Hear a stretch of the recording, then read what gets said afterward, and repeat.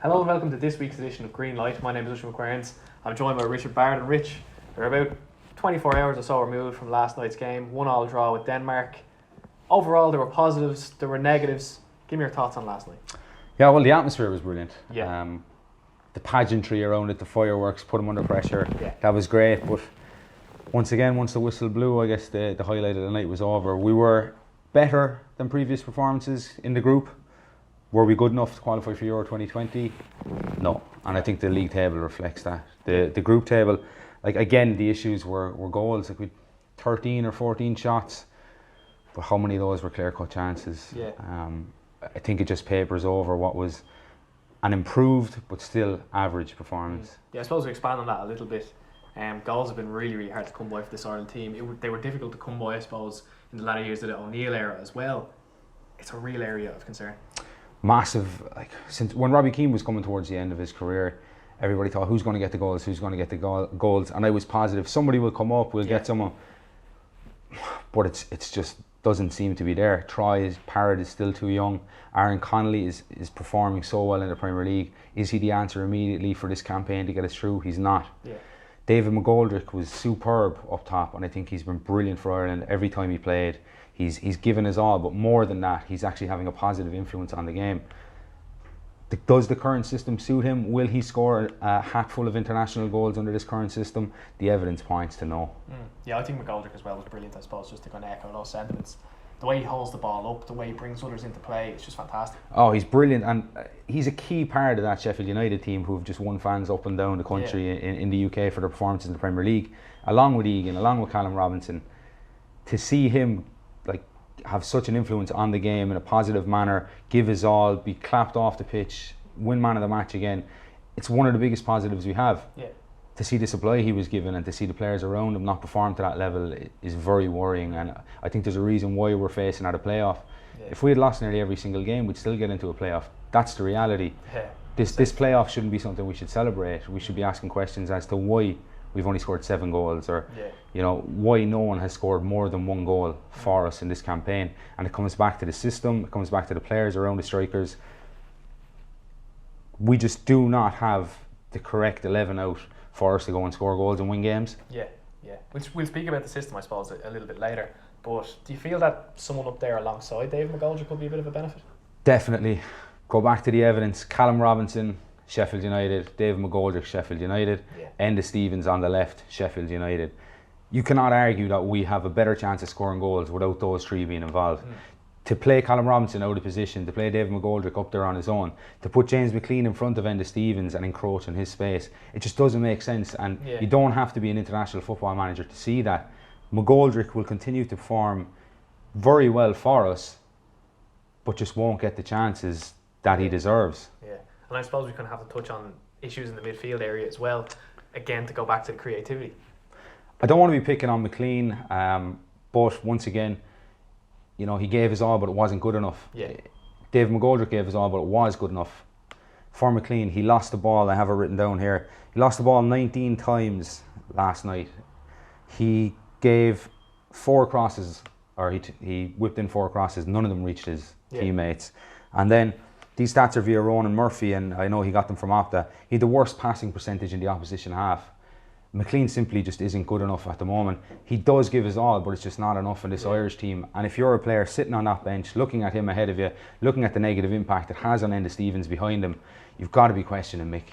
Yeah, for me, I actually think McLean did better in this game than he had done in the last couple. But again, as I said, just not quite there, not quite good enough. I think someone who was good enough and who was there was Glenn Whelan, 36 years of age, 91 caps, and still delivering on the big stage. That's it. So Whelan, the biggest issue we have is that Glenn Whelan will be 4 months older than he is now by the time the next game comes around. And that's it. He's 35 now. He will be 36. We're down to the last few grains of sand on the egg timer in his career, and it's just it's disappointing because he's one of my favourite players. He has that technical ability. For some reason, he's been bearing the brunt of Irish frustration for years, but in terms of technical ability, he's proven it time and time again, whether it was with Stoke or Aston Villa. And for me, he was excellent last night, and he needs to be part of that team come the playoffs if he is fit and if he is playing for Hearts consistently by the time March comes around. He's been one of the surprises. I was in the press conference where Martin O'Neill enforced international retirement on him. I was also in the press conference the day after where Glenn Whelan said he wasn't retiring. So to see that guy 18 months later be one of our best players, it's a story in itself, and it's probably one of the only positive narratives that have come from this campaign. Definitely, yeah. And we'll touch on Hendrick a little bit as well. He played, I suppose, in the 10 role behind David McGoldrick. A little bit anonymous throughout the game. Yeah, Hendrick, we know there's a player in there. Yeah. I think I suppose the correct criticism to lay at his feet is that he's been anonymous. He hasn't put his foot wrong massively, he hasn't resulted in huge errors. He scored for us against Gibraltar, but he's just been anonymous. He's not exerting the influence that a player of his supposed calibre should be. Whether it's a confidence thing playing with Ireland or, he's just going through a slump at the moment. Unfortunately, he's just not good enough to be starting in that 11. I think there are viable alternatives. Alan Brown was played out of position last night, which is unfair to him, but he excelled. Yeah. Put him in his correct position and let's see what he can do. Alan Brown is still 24. I think his ceiling, we haven't seen, his ceiling isn't in sight yet. He's scored, I think he's exceeded double figures every season for the last 3 or 4 seasons. He captained Preston at 22 years of age. We should be building a team around a player like him who's 24. Yeah. Not Hendrick, who I think is 28 and is, I suppose, not grabbing games by the scruff of the neck like we would have expected. Yeah, I thought Brown was really good, but just to go back to Hendrick a little bit, I kind of agree with you there. I think he hasn't necessarily been bad. He just hasn't, I suppose, hit the heights that I think every Irish fan knows that he can hit. Maybe, I think, is a rest needed, something like that, maybe 3 or 4 games out of this international team. Maybe that'll give him the hunger or the desire to get back in there, to really prove himself again, to get back to the levels, I suppose. People always talk about Euro 2016 as Hendrick's peak of his international career. Do you think maybe a couple of games off nearly could do him the world of good in terms of trying to get him back there? Yeah, I think he needs to look at where he is in his own career. He's 28. Glenn Whelan is 35, soon to be 36. Yeah, so he's got another 8 years left in his international career. For him to sit out a couple of games now for the long-term benefit might be the best thing, and he needs to stop looking at the immediacy of international football. I need to play now, I need to play this. He's played all 90 minutes in the 4 of the last games, and I don't think his performances have warranted that. Yeah. And just to go back to my earlier point, it's not like there aren't viable alternatives in the squad. As you said there, a rest may do him good, because currently, the system we're using with him just isn't working. So the more his game regresses internationally, the harder it's going to be to get back to the level he was at. Yeah. You mentioned the system not working, and I suppose this kind of leads us in nicely. Looking ahead to the playoffs, it could be a number of different teams we could possibly play. The Wales and Hungary game tonight, I think, will determine who our opponents eventually will be. But Rich, we've kind of discussed, I suppose, a system that we feel will be more effective. Yeah, we've discussed a system, and I think that's where Mick needs to start, because I don't believe he has a system. There are green shoots, there are positives that will come from this. Yeah. So like Mick's managerial stint with the Republic now is coming to an end. So I think there is an opportunity for us to just, wipe down the whiteboard, start again, get the X's and O's up, and see what suits the system. Definitely. So that's what we decided to do. I guess there's no point spending time on Randolph. He's going to start. He's going to be there for the next 2 years. But the system we've looked at is a 3-5-2. So we've 3 centre backs, and they're flanked by 2 marauding fullbacks, as we'll say. And Raiders, I suppose, as Stephen Kenny would call them there. So we've got Matt Doherty, one of the best fullbacks in the Premier League last year. We've got Enda Stevens, one of the best fullbacks in the Premier League this year. Yeah. And then in the centre, we've 3 centre backs. So Duffy, who is, arguably at 27 years of age, one of our best players, and there is an argument for making him captain, full stop, permanently. Definitely. On the left of him, we've got Egan. So just this week, Egan was put in the Premier League Team of the Year by Alan Shearer, so he is definitely garnering attention over in the Premier League. And then to the right of him, we have Coleman. The Doherty-Coleman argument is always there. The only time we played them together was when we put Doherty on the wide right and we put Coleman right back. So they were cannibalising each other's talents. It didn't suit them. So the argument here is that we put Doherty wide right, and as Coleman's 31, as Coleman slows down, he's going to have to pivot his game, and he might push back into a right-sided centre-back move for this Irish team. So that's our defence. You've got 3 solid defenders in the middle, and we've got 2 really promising full backs on either side of them. And then I know we spoke about the midfield here as well. it starts with Whelan and Hourihan because of that Villa link that existed previously. Yeah, there's not actually too much change, I suppose, really, from McCarthy's usual midfield here. It's a realistic 11 that could be selected, and I think that's what's important. We're not throwing the 21 straight in there because it's just not going to happen. The Villa connection between Whelan and Hourihan. Whelan has to go, has to stay, should I say. He has to be involved. He's been brilliant. I think next to Hourihan, I know they played together at Villa, but I just feel that would suit each other's game a little bit better, because I think Hourihan has, defensively, he's not quite as defensive minded, I think, as Whelan, or as perhaps Martin O'Neill might have thought he was back during his era. So I think next to Whelan, Hourihan can have a bit more freedom a little bit to get forward. Obviously then his set pieces are brilliant, huge asset there. Especially with no Brady, we'll need somebody. Yeah, exactly, need someone to whip the ball in. And then we have Alan Brown playing, I suppose, as the number 10, Rich. Yeah, Alan Brown, 24 years of age. I keep saying it's hard to believe he's so young.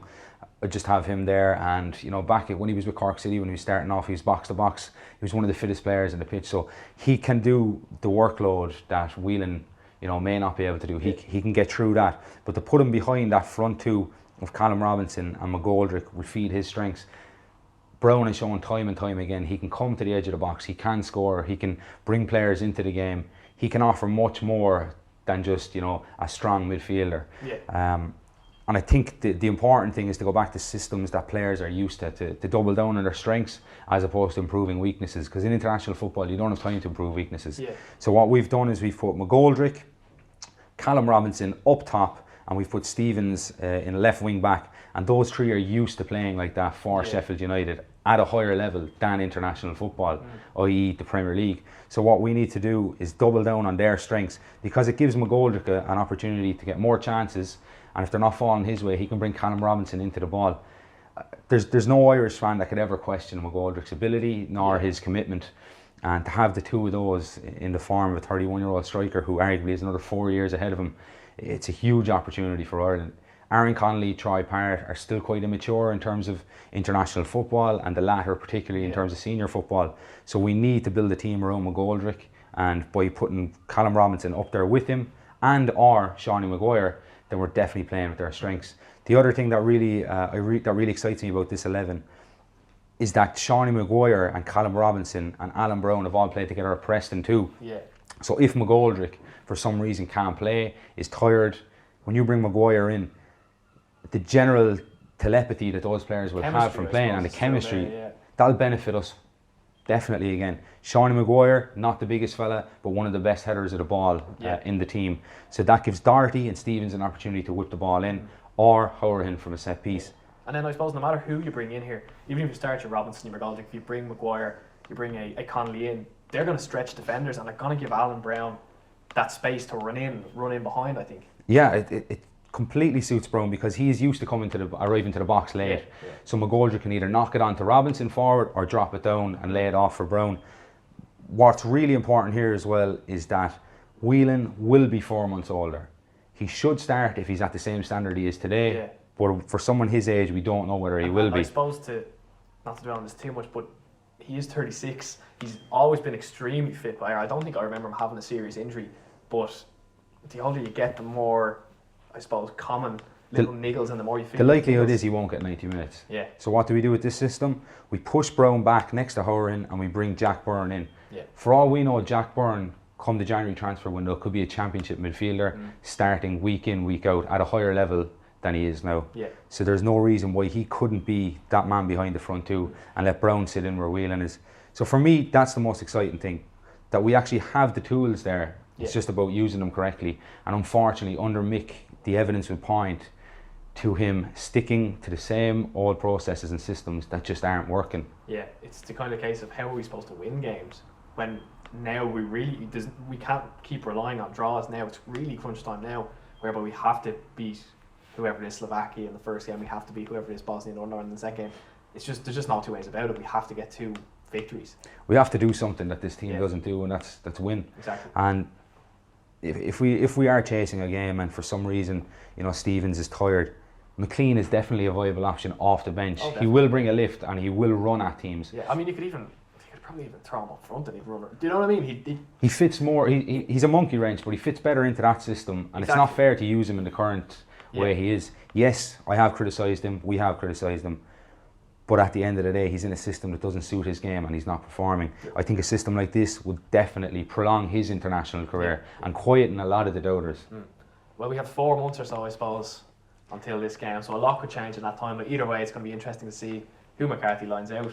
Rich, thanks for joining us. I've been Oisin McQueirns. This has been Greenlight, and we'll see you next week.